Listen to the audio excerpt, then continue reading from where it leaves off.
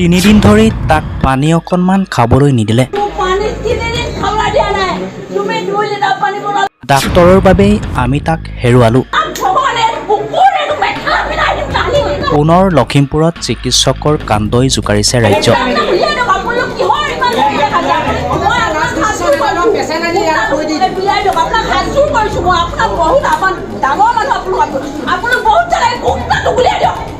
লখিমপুৰ চিকিৎসা মহাবিদ্যালয়ত এটাৰ পাছত আন এটা হৃদয় বিদাৰক ঘটনা সংঘটিত হৈছে। এইবাৰ পুনৰ চিকিৎসকৰ গাফিলতিৰ বাবেই জ্যোতিষ্ক বুঢ়াগোহাঁই নামৰ এজন যুৱকৰ মৃত্যু। যুৱকজনৰ মৃত্যুৰ পাছতেই লখিমপুৰ চিকিৎসা মহাবিদ্যালয়ত উত্তপ্ত পৰিস্থিতিৰ সৃষ্টি হয়। প্ৰথমেই আপোনালোকক এজন যুৱকৰ ভাষ্য শুনুৱাই ল'ব বিচাৰিছোঁ। এতিয়া পেটৰ বিষ হৈছিলে, পৰহি ৰাতি ভৰ্তি কৰিলে। ইয়াত ভৰ্তি কৰাৰ পাছত ইয়াত লখিমপুৰ মেডিকেল কলেজৰ ডক্টৰ কোনো তেনেকুৱা আমি ছাপৰ্ট নাপালোঁ, কোনো একো ট্ৰিটমেণ্ট নিদিলে। খালি অকল আপোনাৰ এটা চিলাইন দিলে, আৰু চিলাইন দিয়াৰ পাছত কোনো একো ট্ৰিটমেণ্ট কৰা নাই, মেডিচিন একো দিয়া নাই, বেজি দিয়া নাই। আনকি আজিৰ দিনত আল্ট্ৰাচাউণ্ড এটা কৰি আনিলে, আল্ট্ৰাচাউণ্ড ৰিপৰ্টটো ডক্টৰে নাচালে।